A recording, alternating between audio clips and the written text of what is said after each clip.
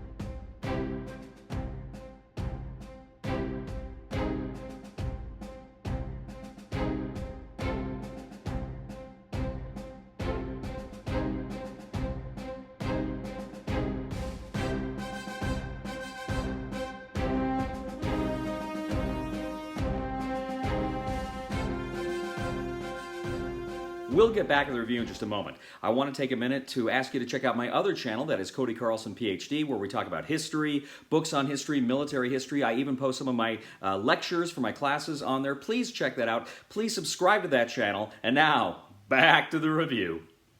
In Julius Caesar from Columbia Games, two players take on the roles of either Julius Caesar or Pompey the Great as they battle during the Roman Civil War toward the end of the Republic. The game board is a map of the Mediterranean Roman world.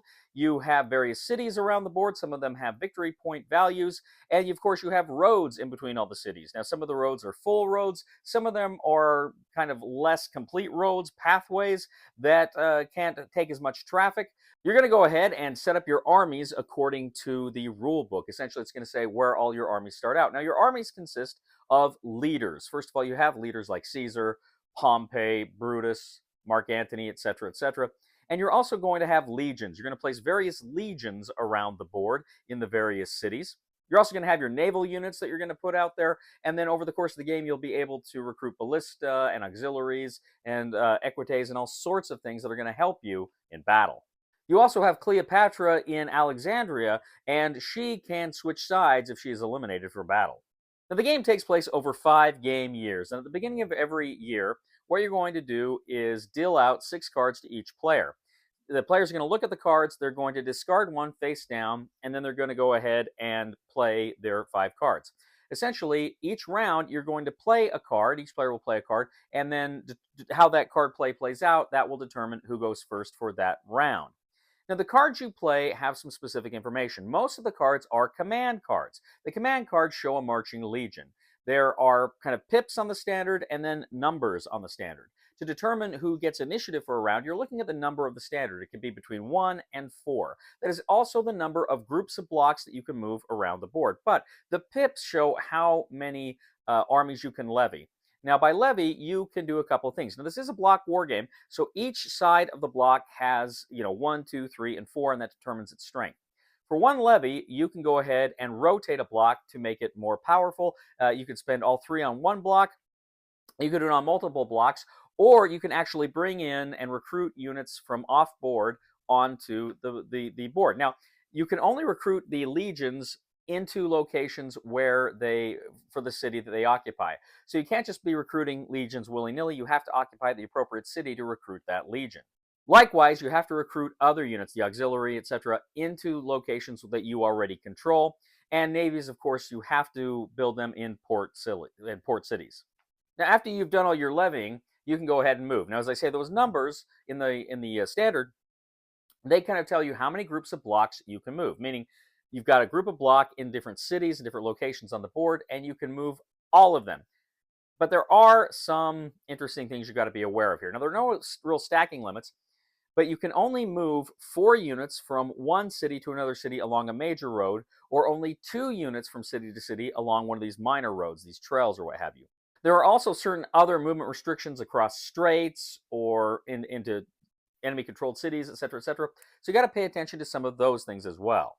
Now, also, too, at the end of a year, you kind of have a winter attrition phase, and each city can only hold a maximum of three blocks. If there's any more blocks in there beyond that, they are eliminated. So by winter, you're going to go ahead and have to mix up where you can station those blocks. Now, combat is interesting. Whenever you march your blocks into a location with enemy blocks, either on land or naval units at sea, you're going to go ahead and engage in combat. Now, what you do is there's a fog of war, right? Throughout the game, you're not able to see exactly what your enemy has. As soon as you move into that same location, you reveal all the blocks in that location, and you point the top block so that it's facing the enemy. Then what you do is you're essentially going to roll die. But here's the thing. Each block has a number and or a letter and a number designation. A1, A2, A3, B1, B2, B3, C1, C2, 3, et cetera, et cetera. So what you're going to do is the defender on ties is always going to go first. So if you both have an A unit, well, the defender's A's are going to go first, then the attackers, then the defender's B's, then the attackers, then the defender's C's, et cetera, et cetera, et cetera. What you're doing is, if you have a unit that's, say, a C2, you're going to look at the strength. If you've got two, if you get your strength is 2, you're going to roll 2 die. Because it's a C2, they only hit on a 2 or a 1. If it were a D3 with a strength of 3, you'd roll 3 dice that's going to hit at a strength of 3, 2, or 1. But because it's not going simultaneously, because you're not rolling simultaneously, you can actually, the defender has an opportunity to inflict damage on the attacker before the attacker can respond. So the attacker may come in with full strength, but after the defender's first volley, a lot of his units may kind of move down, and then each round they're going to go down. Now, an attacker can also bring in reinforcements. I believe the defender can bring in reinforcements too if they have not used their movement points. They can bring in reinforcements that show up, but they don't show up until round 2. Now, battles only go for 4 rounds. After 4 rounds, the attacker has to break off and withdraw his units, and the defender, of course, can keep firing through that 4th round. Now, if the defender is destroyed, the attacker can claim that territory for themselves. Otherwise, as I say, he must retreat, and maybe he'll have to come back again. Now, in addition to the command cards, the deck also boasts 7 god cards. And these god cards, when played, give the person who played them certain advantages, certain dirty tricks they can play on the enemy. If you play the Apollo card, for instance, you can actually copy the last card that your opponent played, and then it's just as though they played that card. The Mars card allows you to make one land attack in which the attacker gets to roll their die first before the defender on the first round. The Vulcan card allows you to choose an enemy city that you can essentially cause a volcano to erupt, taking the strength of each one of the enemy's units there down 1 step, and any step 1 units would be eliminated. The Mercury card allows units in a city to move faster to be able to get to an attack quicker. The Neptune card allows naval units to move and to attack first in the first round of combat. The Pluto card allows you to move units, but you get an increase in how many units you can move along the roads. The Jupiter card allows you to potentially have an enemy unit defect to your side. Essentially, you're going to roll a die to determine which unit you're going to have try to defect. If it's a leader, their strength is just diminished. So each round, players are playing their cards, they are levying troops, they are moving up steps, they are moving and attacking with their units, and then they are proceeding throughout that year, throughout the many rounds of that year, to the winter step. Now, during the winter step, the Cleopatra automatically returns to Alexandria, Egypt. You're going to check and see if anyone has won a victory at that point. Any naval units that are at sea must return to a friendly port.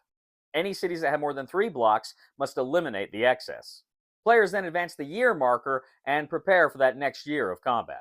Now, during the winter phase, when you're checking for a victory, essentially you're looking for whoever has at least 10 victory points. Now, various cities around the board have victory point values. If you have a unit in them, you control that, you claim those victory points, and if you have killed a leader of an enemy, for every enemy leader you have killed, taken off the board forever, you get 1 victory point there. So whoever has 10 victory points during the winter phase wins. Otherwise, if you play to the end of the round and no one has won, then at the end of the last year, whoever has the most points wins. Julius Caesar. Now, Julius Caesar is a game that I first played over a decade ago. Columbia Games sent me kind of the original version of the game with the paper map, and I played it first time and I fell in love with it. I thought it was a brilliant game. It's a simple game to learn, a simple game to teach and to play, and yet there's some real intense strategy in this game. It is really, really an interesting game on a lot of levels. There's a lot of decisions for not a lot of components, right? At least different kinds of components. You got cards, you got blocks. That's about it, and the dice, of course. Well, this game, like I say, very interesting to me. It was a very interesting game that I've always thought was just a lot of fun. Recently, Columbia Games sent me kind of the new enhanced edition, and this edition comes with a mounted board, which I really, really like. It's a beautiful looking board, and frankly, I like it a lot better than the paper board. But Julius Caesar's always been an awesome game, and it's been an awesome game because it's a game that is filled with great choices. It's a game that, every round you've only got a limited number of levies you can make.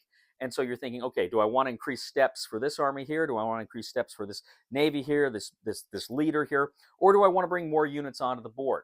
Now, that's very important. But then at two, your movement. You've only can move 2 or 3 groups, 1 group, 4 group, maybe. Where do I want to move them? Who do I want to move? What do I want to do with the limited resources that I have? That is so cool. And the best part is, and what makes this salad work, is the fog of war, because you don't know what your enemy has. You don't know what units they have. So you can go and you can attack them as hard as you want. But the problem with attacking your enemy is, again, you just don't know what they've got. Now, they may have a lot of blocks there, but they may all be like a strength 1, right? In which case, maybe you can bulldoze over them. But again, you may come in with some pretty good units, but they're all like, D, there may be a D class, and you're going up against A and B classes. So yeah, you've got a lot of strength, but guess what? They're going to fire first. And they're going to have a lot of chances to fire first. Now, you always, too, in combat, you always have to take strength off of your most powerful unit. So you don't always get a chance to decide which of your units is going to take the hit. It's always, whichever one has the most strength. If you got units that are tied strength, then of course you can choose. But it's a very interesting way to conduct combat. And of course, it's not unique. We've seen this in other games too. But Julius Caesar, I think, was the very first game I played that had this combat system. And I really got a kick out of it. And I think it's really well done. I'm a big fan of the history too. I teach Western civilization classes. I always talk about the Civil War between Caesar and Pompey. So it's great. It's great history, but it's just a great strategic puzzle. How do I make the best of the limited resources I have? And how that fog of war factors in there makes it just amazing. But I am a big fan of Julius Caesar. I truly, truly love this game. And so the recommendation for the discriminating gamer for Julius Caesar is buy it. Thank you once again, ladies and gentlemen, for joining us today on The Discriminating Gamer. As always, we ask you to please leave a comment for us on YouTube, on Board Game Geek, on our Facebook page, or on thediscriminatinggamer.com. We'd ask you to please like us on Facebook, subscribe to us on YouTube, and follow us on Twitter. I'd also ask you, ladies and gentlemen, to please check out my other channel, that is Cody Carlson, PhD, where we talk about military history, books on history, fun things like that. I even post some of my history lectures on that channel, so please check that out. Please subscribe. It would mean a lot to me. If you get a chance, please leave a thumb for this video on Board Game Geek. And I'd also ask you to, I'd humbly ask you to click on the Super Thanks button and leave a tip. Ladies and gentlemen, I've only got 2 or 3 more Motown puns in me. 4 tops. Somebody help me on my feet again, and I don't know where I'm going, and I don't know where I've been. Please somebody help me on the solid ground. It's a long time, and I'll be dying. Once a year I wind up in the band. 4? Yeah. Yep. He's gone. All right. And there's my 5. Oh, you win! Zach wins.